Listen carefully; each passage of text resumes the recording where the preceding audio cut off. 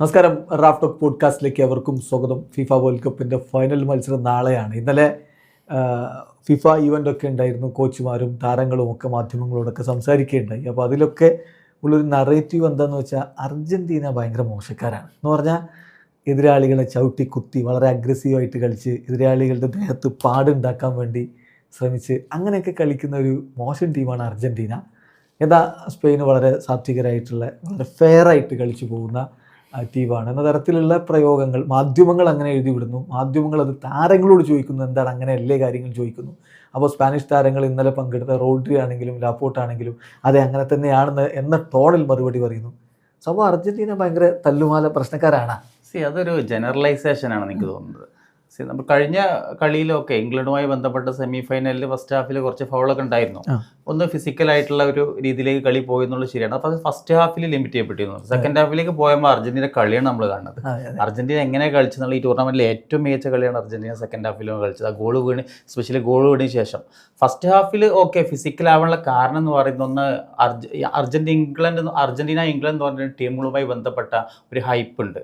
അതേപോലെ ഹിസ്റ്റോറിക് ആയിട്ടുള്ള അവർ തമ്മിൽ വരുമ്പോഴുണ്ടാകുന്ന ഒരു സെമി ഫൈനൽ മാച്ചാണ്, നോക്കൗട്ട് മാച്ചാണ്, വളരെ ഹൈലി എക്സ്പെക്റ്റഡ് ആയിട്ടുള്ളൊരു മാച്ചാണ്. അപ്പം അത്തരം മത്സരങ്ങൾ സ്വാഭാവികമായിട്ടും എന്താ പറയും കളിയുടെ നിയന്ത്രണം ഇരു കൂട്ടരും കൊണ്ടുവരാൻ വേണ്ടി ശ്രമിക്കും എന്നുള്ള കാര്യം ഉറപ്പാണ്. ഫസ്റ്റ് ഹാഫിൽ നമ്മൾ കണ്ട കളിയെന്ന് അർജന്റീന ഇംഗ്ലണ്ട് കളിയിൽ കളി നടന്നിരുന്നത് തുടക്കത്തിലൊക്കെ ഫസ്റ്റ് ഹാഫിൽ നമ്മൾ കണ്ടിരുന്നത് അർജന്റീനയുടെ ഹാഫിലായിരുന്നു. അപ്പോൾ സ്വാഭാവികമായിട്ട് ഇംഗ്ലണ്ടിന് കാര്യമായിട്ടുള്ള ചാൻസുകൾ ഒരു ഗോളെന്ന് ഉറക്കുന്ന ചാൻസ് ഒന്നും ക്രിയേറ്റ് ചെയ്യാനൊന്നും പറ്റിയിട്ടില്ല. പക്ഷെ എന്നാലും അവിടെ ഒരു ഫസ്റ്റ് ഹാഫിൽ അവിടെ വെച്ചായിരുന്നു കളി ഉണ്ടായിരുന്നത് അർജന്റീനയുടെ ഭാഗത്ത്. സ്വാഭാവികമായിട്ട് അർജന്റീന ഒരു പ്രഷർ ഉണ്ടാവും. സ്വാഭാവികമായിട്ട് അവർ അവരുടെ പരിധിയിലേക്ക് നിയന്ത്രണത്തിലേക്ക് ബോൾ കൊണ്ടുവരാൻ ശ്രമിക്കുന്നുണ്ടാവും. ആ ശ്രമത്തിൽ സ്വാഭാവികമായിട്ടുണ്ടാകുന്ന ചില ഫൗളുകൾ ഉണ്ടായിട്ടുള്ള വസ്തുതയാണ്. ഇപ്പോൾ സിമിയോണി ആ രീതിയിലാണ് സിമിയോണിയെ പറയാൻ വന്നത്. സിമിയോണി ഫസ്റ്റ് ഹാഫിൽ 5 ഫൗളാണ്. 5 ഫൗളാണ്. കാർഡ് കിട്ടാതെ എങ്ങനെ പോയി? He got away with it എന്നുള്ളതാണ്. ഫൗള് കിട്ടിയില്ല. ഫസ്റ്റ് ഹാഫിൽ നമ്മൾ ശ്രമിക്കുകയാണെങ്കിൽ നോക്കുകയാണെങ്കിൽ 3 കാർഡുകൾ അർജന്റീനക്ക് തന്നെ കിട്ടിയില്ലോ. കാർഡ് ഒരു കാർഡാണ് ഇംഗ്ലണ്ട് കിട്ടില്ല. സിമിയോണി കിട്ടിയില്ല എന്നുള്ളത് ഒരു വസ്തുത തന്നെയാണ്.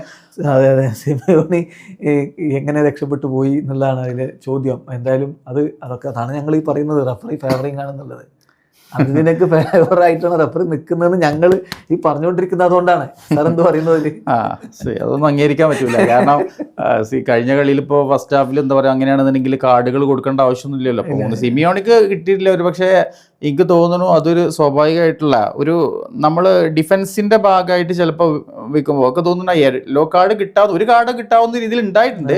പക്ഷെ രക്ഷപ്പെട്ടു എന്ന് വേണമെങ്കിൽ പറയാം. അത്ര നമുക്ക് പറയാൻ പറ്റുള്ളൂ. ഞാനത് ഞങ്ങളെന്ന് പറയാനുള്ളൊരു കാരണം എന്താ വെച്ചാൽ ഇന്നലെ മാധ്യമങ്ങളെ കണ്ട ഐമറി ലാപ്പോർട്ട് പറയുന്നുണ്ട് കളി മറ്റെന്തെങ്കിലും ആവാതെ, ഫുട്ബോൾ അല്ലാതെ മറ്റെന്തെങ്കിലും, അതായത് WWE MMA ഒക്കെ ആവാതെ നോക്കേണ്ടത് കളി ഓവർസീ ചെയ്യുന്ന ആളാണ്, അത് റഫറിയാണ് നോക്കേണ്ടതെന്ന് പറയുന്നുണ്ട്.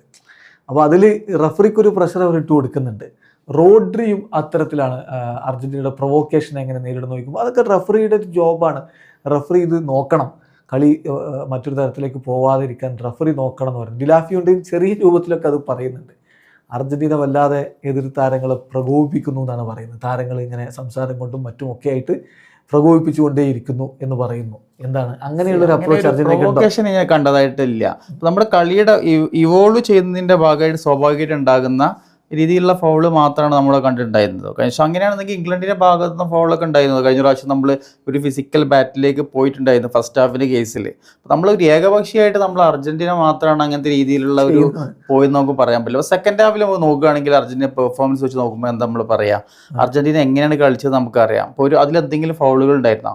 ഫൗൾ ഉണ്ടായിരുന്നില്ല. ഒരു വളരെ ഏകപക്ഷീയമായിട്ടുള്ള ആ ഒരു ഗോൾ മടക്കിയത് മുതൽ രണ്ടാമത്തെ ഗോൾ അടിക്കുന്ന വരെ 88% അർജന്റീന അടുത്ത് കളി ഉണ്ടായിരുന്നത്.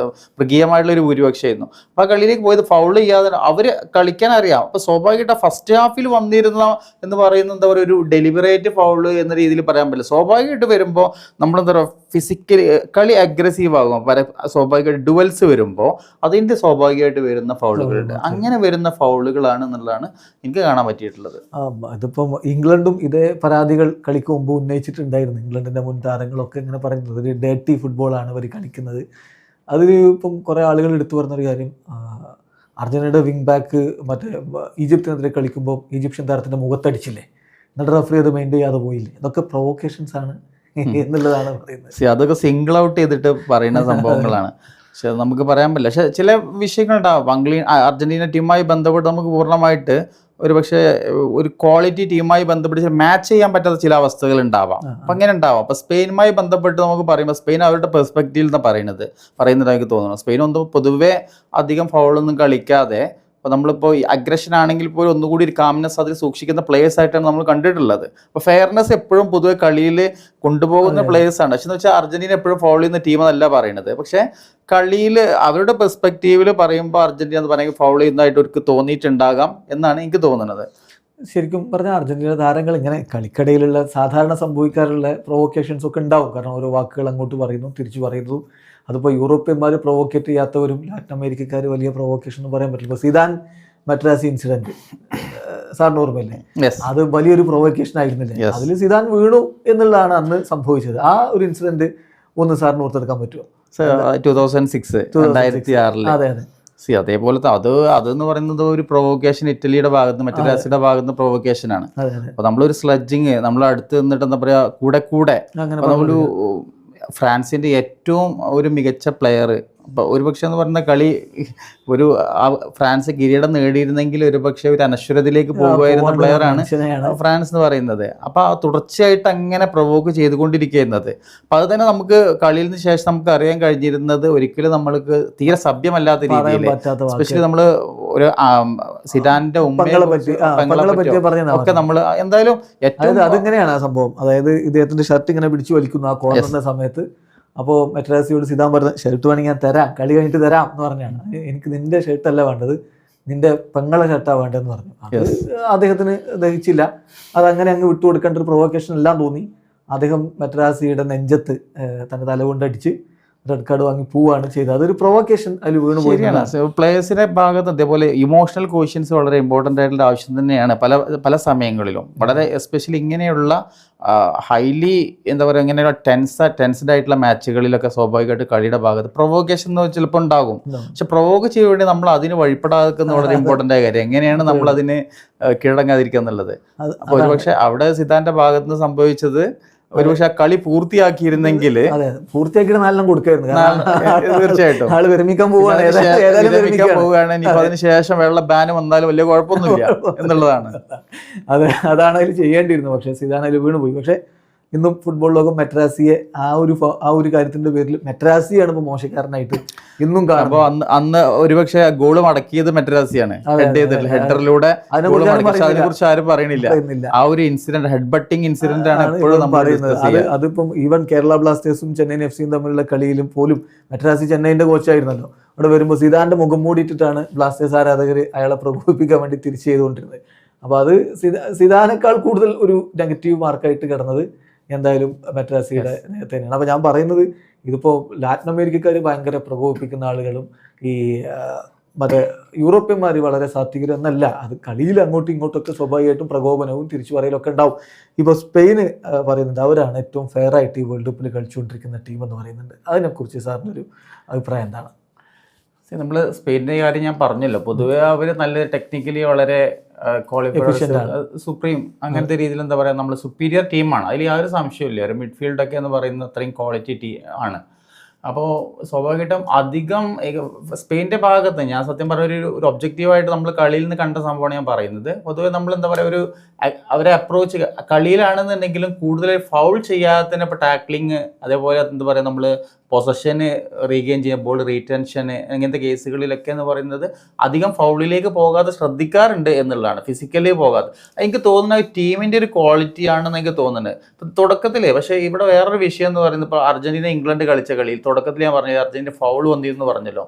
എനിക്ക് ആദ്യം തോന്നിയിരുന്നത് ഇപ്പോൾ അർജന്റീനയുടെ പ്ലെയേഴ്സ് ഒരു പക്ഷേ അവരോട് മാച്ച് ചെയ്യാൻ പറ്റാത്തതുകൊണ്ട്, ഇംഗ്ലണ്ടിനോട് പ്ലെയേഴ്സിനോട് മാച്ച് ചെയ്യാൻ പറ്റാത്തതുകൊണ്ട് ഇങ്ങനെ ഫൗൾ ചെയ്യാവോ ഒരു പക്ഷേ എനിക്ക് തോന്നുന്നു. അത് ഫസ്റ്റ് അവരുടെ ഹാഫിൽ വെച്ചാണ് കളി നടക്കുന്നതുകൊണ്ട് ആ ഒരു പ്രഷറാണ് സ്വാഭാവികമായിട്ടും അതിലേക്ക് സ്വാഭാവികമായിട്ട് വന്നിട്ടുള്ള ഫൗളുകളാണ്. പക്ഷെ പിന്നെ സെക്കൻഡ് ഹാഫിലേക്ക് വന്നപ്പോൾ നമ്മളൊക്കെ അർജന്റീനയെ കുറിച്ച് സംശയത്തോടെ പൊതുവെ കേസ് ഇങ്ങനെ പൊതുവെ നമ്മൾ നോക്കൌട്ടിലെ കണ്ടിരുന്നു.